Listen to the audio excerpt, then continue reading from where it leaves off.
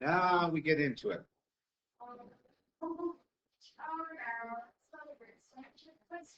We've been talking about how to collect data. We've been talking about how to analyze it. We've been talking about probability. We've been talking about sampling distributions and how they relate to population distributions.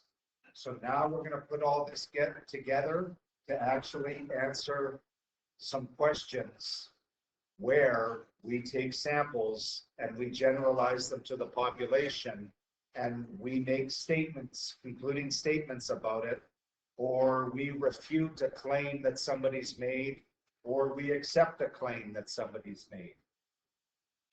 So this example we're going to use through this lesson.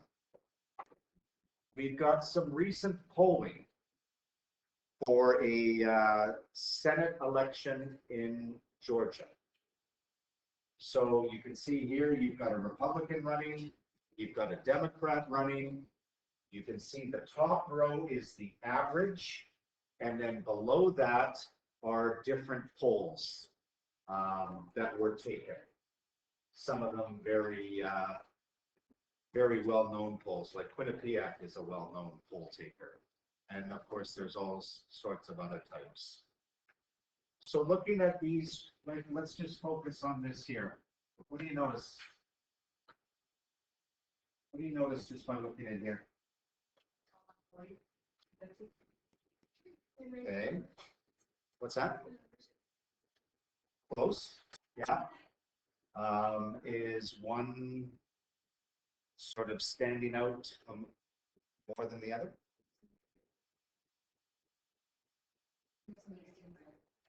Like how many times is the Republican leading? Don't look at the top row, look at these six, or look at those six there. Looks like 4 times. Okay. Democrats leading twice. So maybe we can say it's pretty close. Okay. Maybe the Republican has a little bit of an advantage, but still it's pretty close. Okay. So we can say looks like a close race.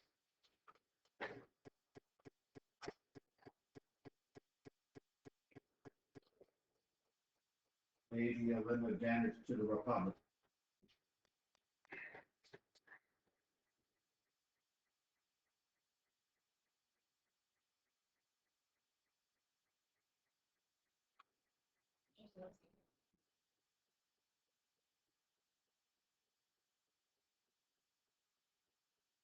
Looking at this whole thing, what's something that you would wonder about, that you're not sure about? Why don't the numbers Okay. That's one possibility. Just looking at the whole chart itself. Look at the titles. Do you understand everything that's being stated here? What is this? Okay, MOE. That might be something that sticks out. Well, MOE is very important in polling because it stands for margin of error.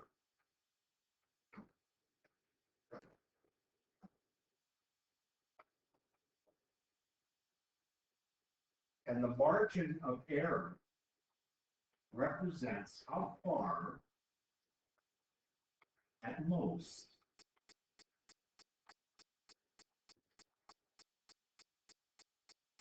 we can expect an estimate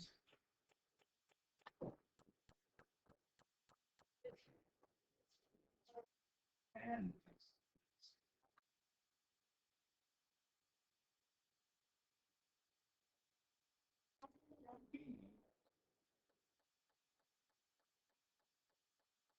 from the true population.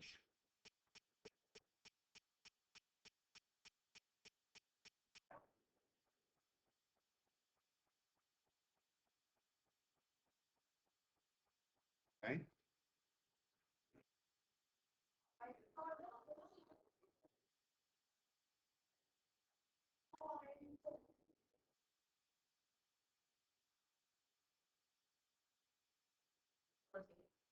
You have to get a color to the table. Pardon me? You have to get a color, simple color. I don't know. You don't know. Red.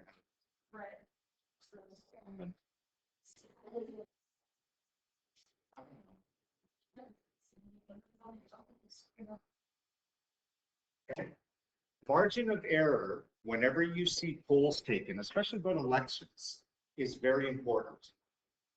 Okay? And it happens in both Canada and the US, and of course all over the world where they have free elections, where they'll say, okay, the Republican person, if we're talking about the states, has this percent support, and the Democrat has this percent support. However, they'll always say, or you'll always see somewhere in the data where it says the margin of error is 3%. So that means a mistake could have been made, that the result, the proportion that was shown was not exact. So let's say if the Republican got 52% and the margin of error is 3, that means they could have gotten as low as 49, 52 minus 3, or they could have gotten as high as 55. Okay? It's never a precise science. So that's where the margin of error comes in. So that's why when they say, like, if, say, the Liberal is ahead of the Conservative by 2 points, 2 percentage points, but the margin of error is 3, they call it a dead heat. Because it is possible that the Conservative could go ahead, depending on the margin of error. Okay? So looking further at this whole margin of error and estimating like proportions along with the margin of error, well, there is an activity you can do in Desmos where you basically poll 25 people, you ask them if they're going to vote for Democrat or Republican, and then it just sort of randomly generates you a proportion that plan to vote for the Democrat. So like I went through this one time and I got a result of 13 out of 25. Or 52%. Okay, that's what it generated.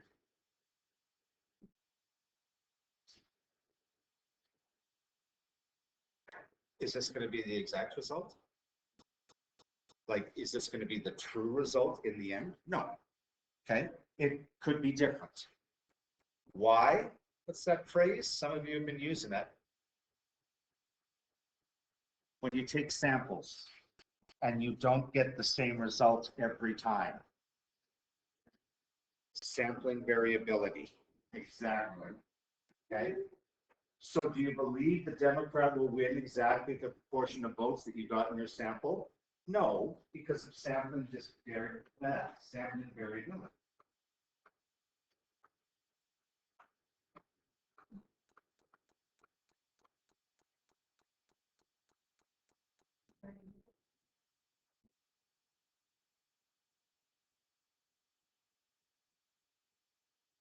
And sampling variability means different samples produce different results.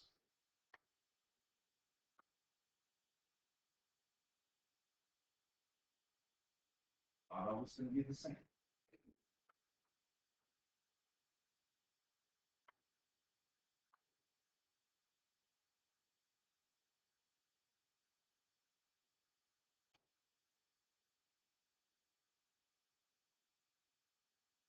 So in order to account for this, we developed something that is called a confidence interval. Right? And a confidence interval, you can see here, refers to how confident you are that you've captured the true proportion of something happening, whether somebody's supporting a Democrat or somebody supporting a conservative or whoever. Okay? And a confidence interval is always made up of whatever your point estimate is. In other words, it would be the sample proportion that we got, plus or minus the margin of error. which is something we're going to have to calculate. Okay? So a point estimate is a staff, notice it's not a parameter, that provides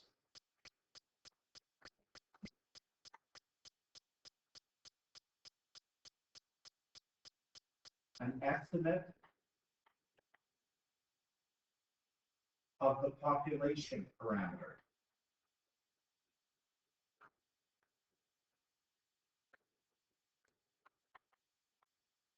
And when we were dealing with proportions, well, what's a good estimate of a true proportion? The sample proportion, or the average if we took several samples. That's what we discovered in the last unit.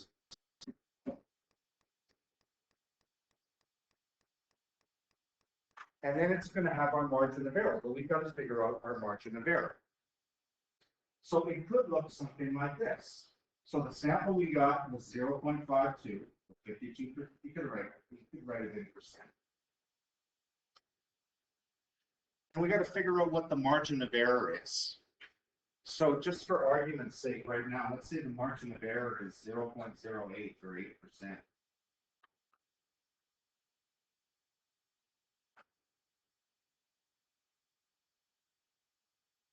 That means my estimate could be as low as what? 0.44. Or it could be as high as what? 0.6. Okay. So that's what it looks like. But right now, this was highly subjective. I just sort of made the 8% up. It could be 4%. It could be 2%. Okay, that's going to depend on a bunch of things. But this is how it basically sets up. So a confidence interval, and we're going to talk about proportions right now, but we can do means as well, which we'll do later on in this unit, is how confident we are that a proportion of something is this value. Okay? And it contains a margin of error.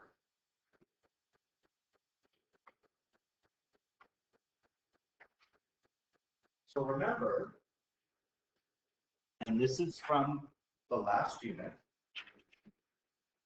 if we conducted many samples, or in this case took many polls, we would get a distribution of the different estimates of the proportion voting Democrat that looks something like this, follows a normal distribution.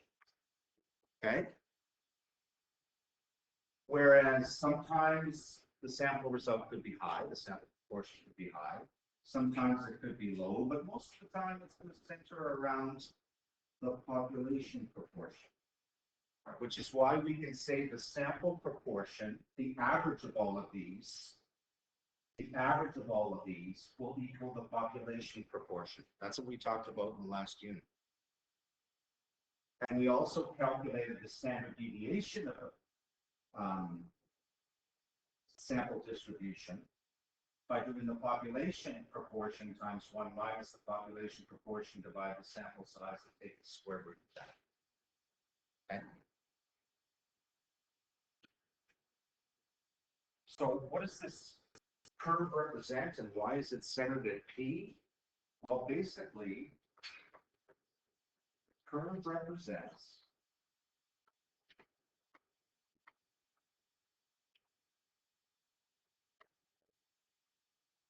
all of the samples.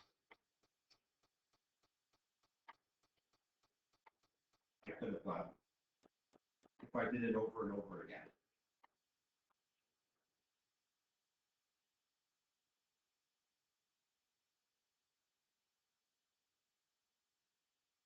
Some high, some low, most centered around 0.52, or the population, or the true proportion. Okay. So I did a bunch of random samples.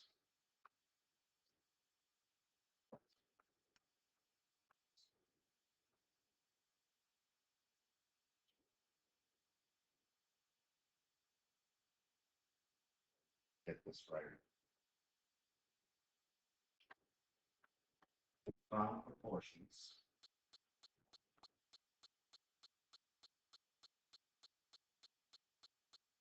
for each one. Okay.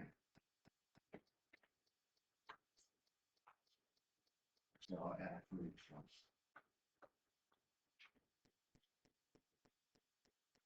It would look like above.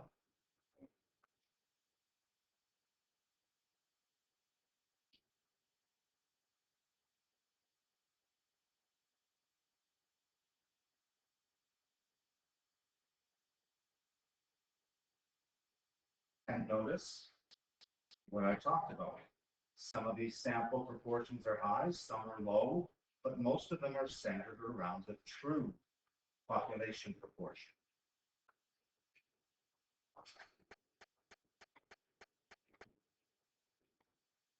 Most are centered around the true population.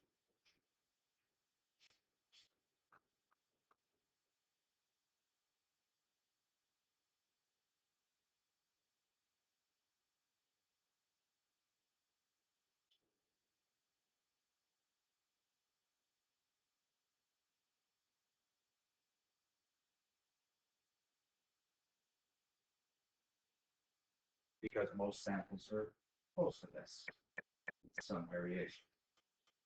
Okay. And remember why that is? Because if we average all of these samples, that's a good estimator. It's a good point estimate of the actual population proportion.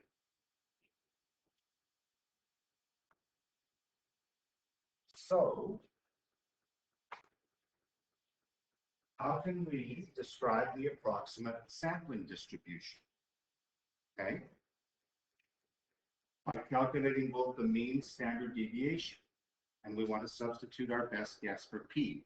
Well, our best guess for P is the average of all of those samples, or just simply our the sample distribution that we got, the sample proportion. And it's going to follow a normal distribution. So remember, like I said,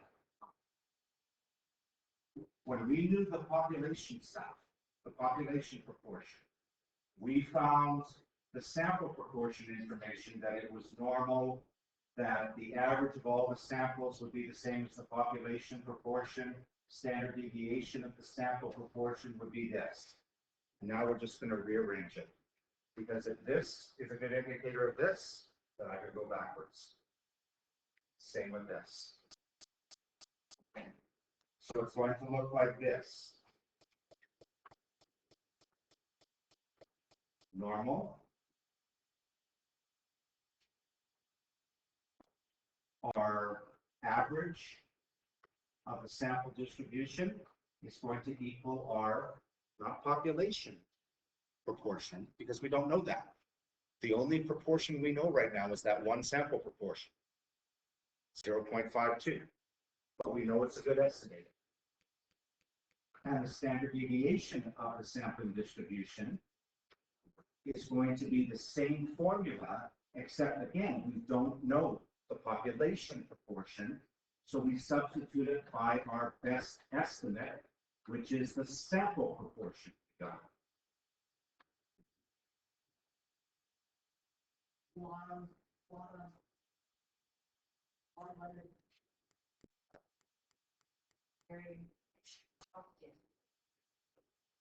I heard a lot of, and then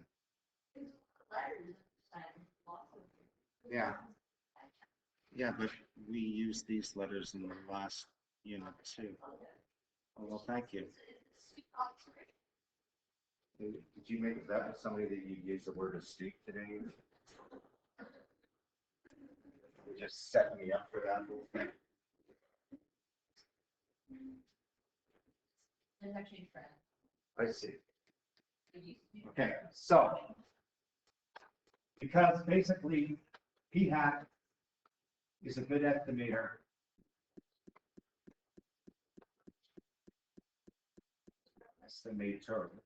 of P. So let's plug in our stuff. It's normal distribution. the average of all the sample, or the average of the sample distribution, the mean of the sample distribution will be the sample proportion. Remember, we got 0.52.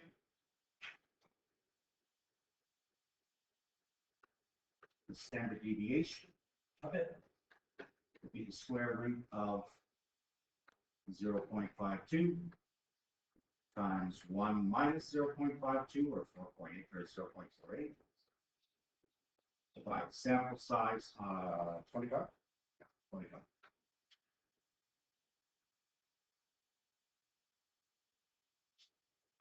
So again, that's going to give us a distribution. So 0.52, and then when I calculate the standard deviation, I get across the 0.10.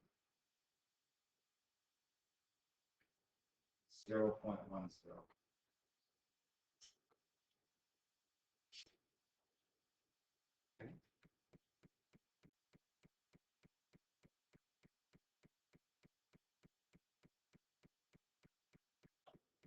Now, again, we're going to go back. We're just assuming right now that all the conditions are met.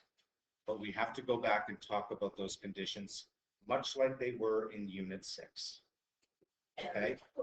There's a certain condition that has to be met to use this, and that's the rank. 10% has to be meant to use this. Large count or your total hits has to be used to meet that, but we'll talk about that later. We want to just see what a confidence interval looks like.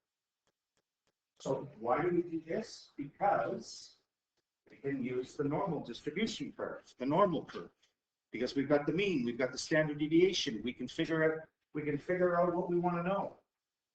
So what do we want to know? Well,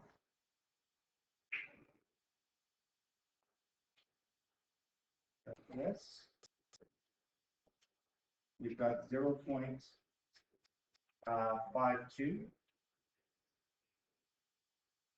as our mean. And then we've got 1, 2, 3, 0.62 because the standard deviation is 0.1, 0.72, and 0.82. And then on the other side, we've got 0.42, 0.32, and 0.22. And remember, this is the sample proportion.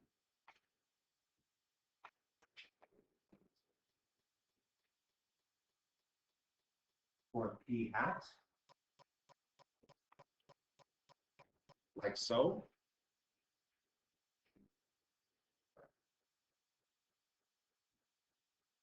I've been told, or we have agreed that it will center around 0.52, but how much will it vary?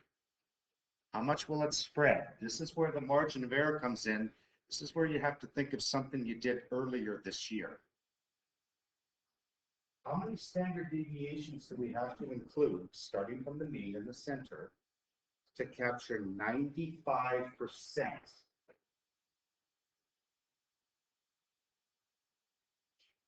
of the distribution? I'm seeing this. What was that rule? Those three numbers. What was that rule? 68, 95, 99.7. So 95 captures how many? 68, 95, 99.7. 2. Captures 2 standard deviations on either side. Right? Remember 95%? 2 standard deviations here, 2 standard deviations here. That captures 95%. Okay?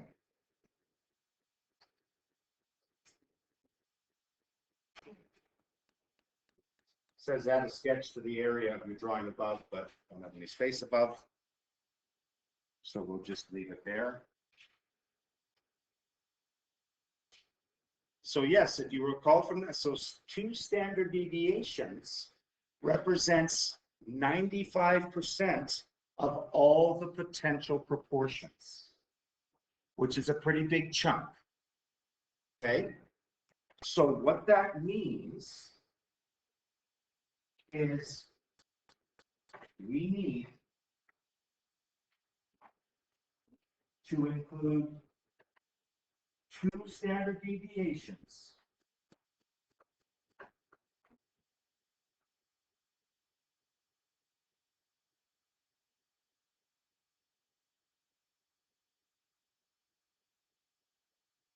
to capture 95% of the area.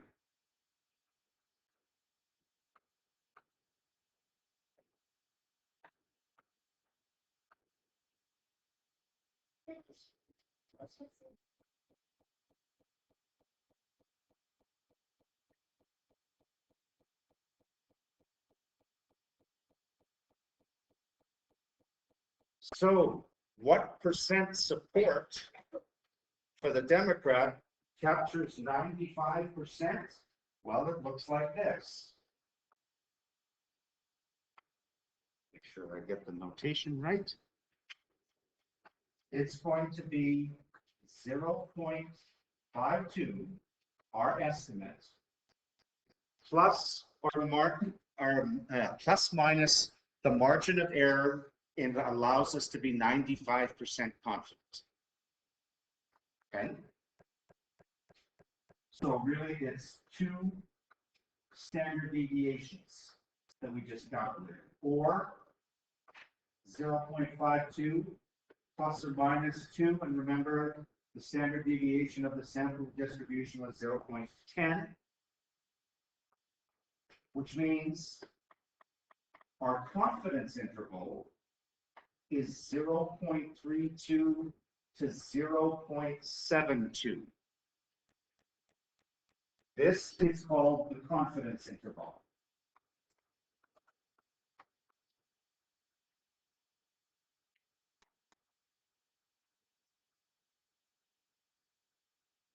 And what exactly does it mean? It means we're 95% confident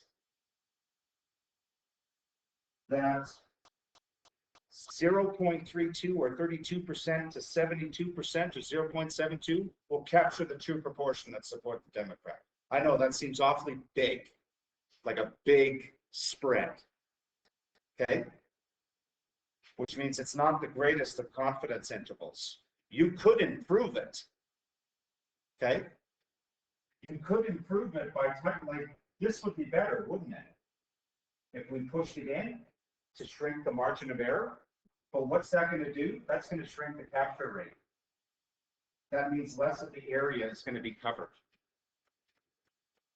If we extend it to make it more precise, like if we want to say we want to be 99.7% confidence, then we'd have to say, oh, it's 0.22 to 0.82. Gets even wider, the confidence interval. Okay? 95% is the most common, but it's not the only one. Sometimes people will do 80% confidence interval, which is great, looks great. Margin of error looks nice and tight, but remember that's only being 80% confident. Yeah. Would the error in that just not represent the that would be like negative of that, not the representative of the population as a whole?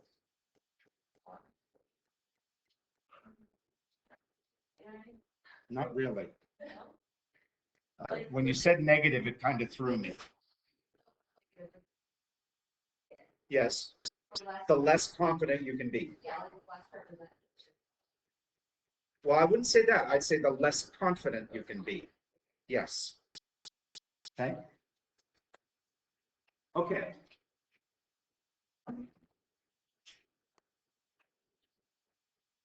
So like I said, and I really just phrased it here, this is sort of your final answer when you answer a confidence interval question. So remember, we got from the previous page, we got the confidence interval from 0.32 to 0.72.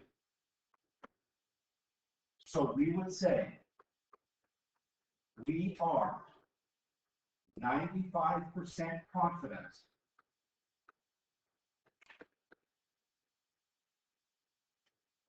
that the interval 0.32 to 0.72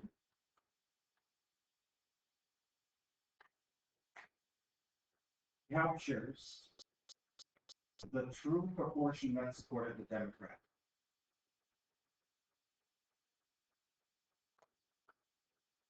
Who supported the Democrat?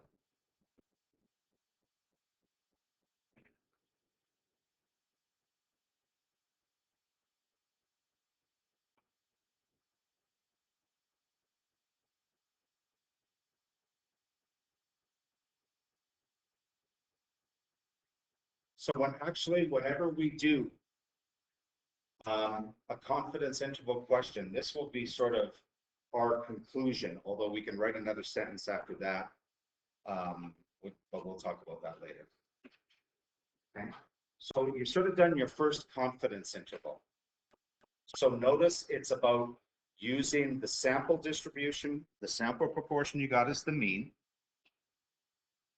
using the sample distribution and the sample proportion and the sample size to figure out the standard deviation, make the assumption that it's normal, and then answer your question, depending on if it's 95%, 80%, 99.7%. Now, the only problem is some of the percentages, we don't know how many standard deviations, do we? Like we knew that 95 was within 2 on either side. We know that 68 is within 1 on either side. We know that 3 is within 99.7. But what's 90? Right?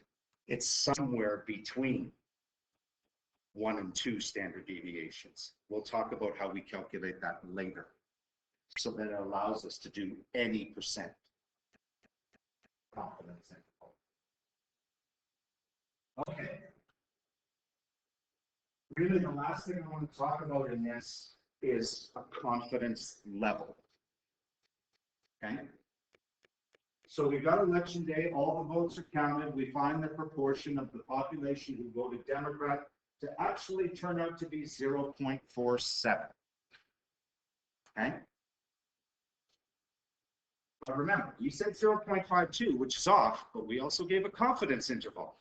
We also said, yeah, we got 0.52, but it could be anywhere from 0.32 to 0.72. So technically, we were in the range. Okay.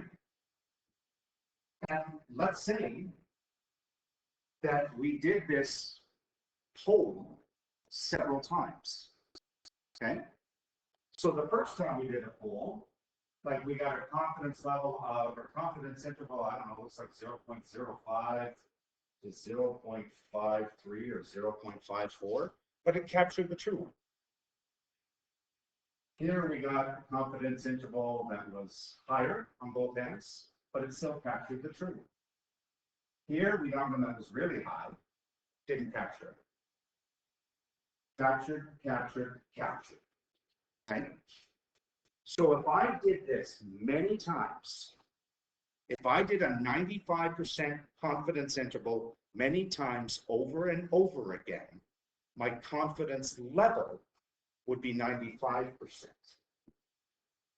Okay, so if we did many polls and created 95% confidence intervals for all of them, what percent of those intervals would have captured? 95.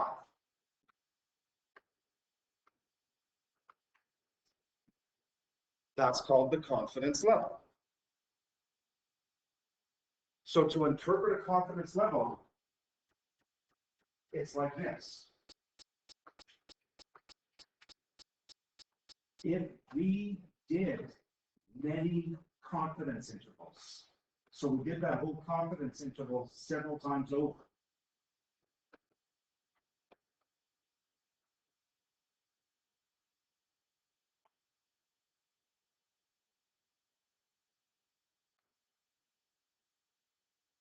%95%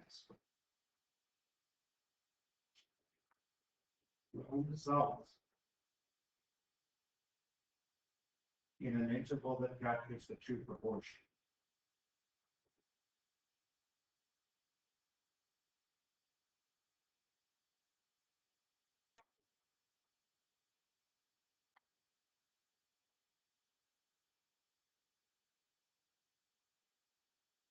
In this case, we would have voted Democrat.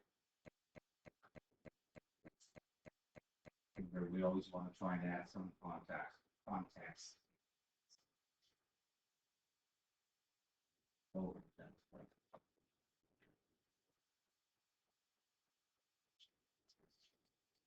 So you can have a 95% confidence interval and a 95% confidence level that's made up of a bunch of confidence intervals. So just make sure you know the difference between the two. Okay? And just to sort of emphasize that difference one more time, everybody finish with this. Just to emphasize that one more time. Okay, let's look at this example. The Pew Research Center and Smithsonian Magazine recently quizzed a random sample of 1,000 US adults on their knowledge of science. One of the questions asked was, which gas makes up most of the Earth's atmosphere? Hydrogen, nitrogen, carbon dioxide, or oxygen? Okay. 95% confidence interval for the proportion who would correctly answer nitrogen is pretty small. Think of that as percent. 17.5 to 22.5% were able to guess it correctly, or were able to answer it correctly. So what's the confidence interval? We would say we are 95% confident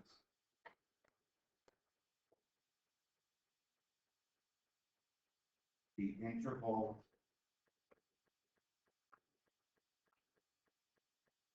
0.175 to 0.225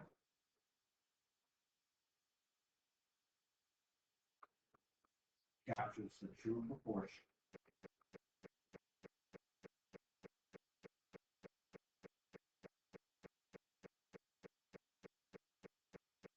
who answered nitrogen.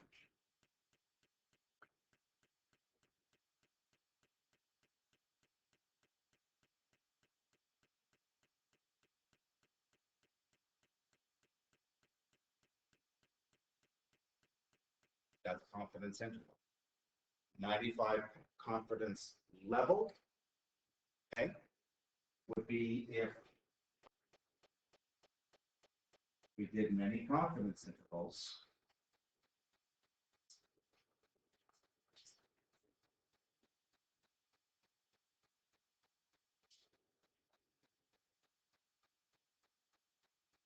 $95%, or I should say about, but we can say 95%.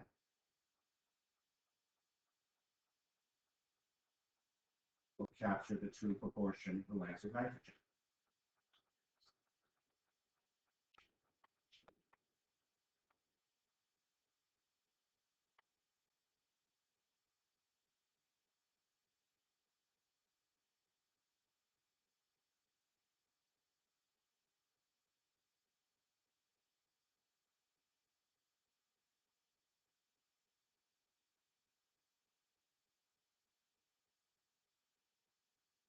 Now, there is an output you can go to where you can see how confidence intervals shrink and expand depending on how much we decide how confident we want to be.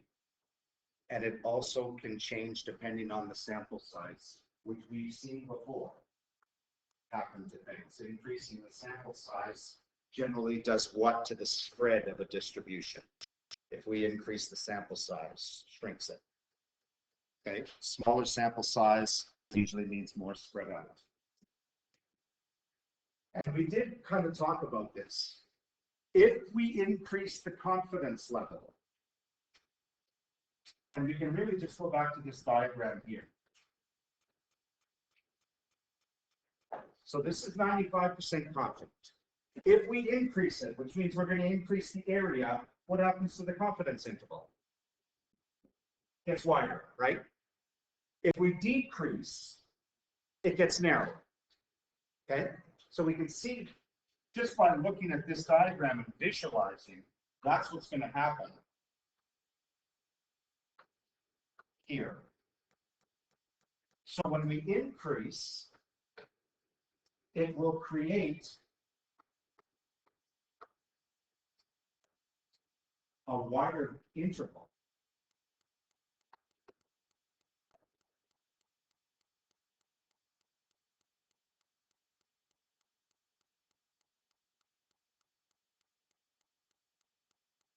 And higher capture rate.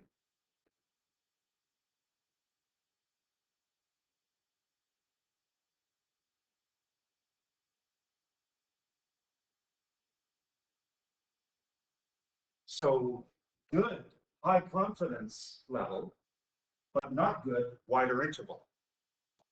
See how they play off each other, just like this. If we lower it, which is not a great thing, a good thing will happen. It will create a narrow.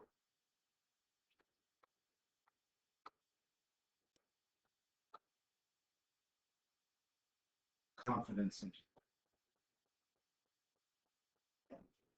Narrower interval.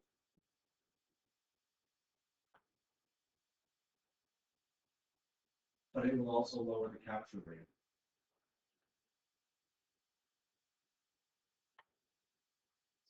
Because the window's going to be tighter.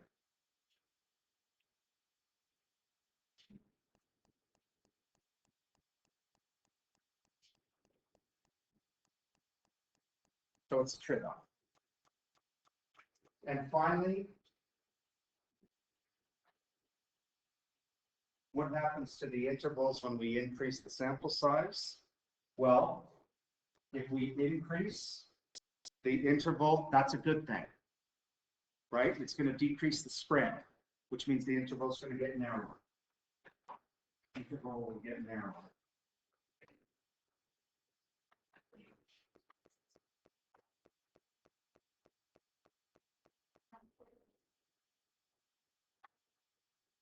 But when we decrease the sample size, the interval is going to get wider. There's going to be more spread. Interval will get wider.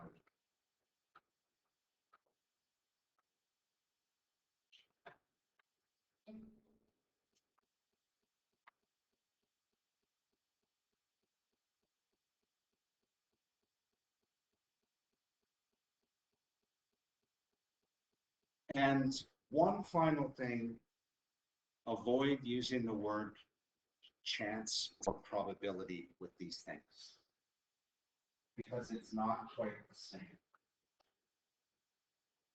So imagine a friend says there's a 95% chance the true proportion voting for the Democrat is in my interval. That's a false statement. It's either in the interval or it's not. There's not a probability of it being in there or not. It's either there or it's not. Okay? So it's not a correct interpretation. Not correct.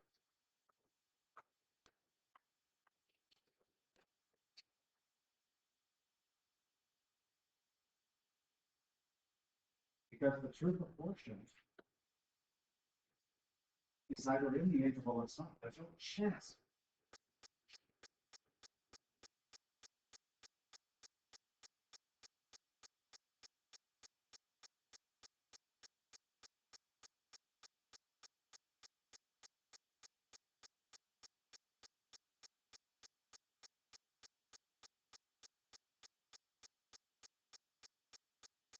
So that's why we avoid using that. We say 95% confidence, so say 95% probability or 95% chance. Okay. So that's sort of the general idea of a confidence interval. Okay, we got to get a little bit more in depth than that when we calculate these things. Like I said, how do we do an 80%? How do we know how many standard deviations that's away on a normal curve? Well, there is a way to figure it out. Okay, and no, I'm not going to say that. I'll disappoint you later.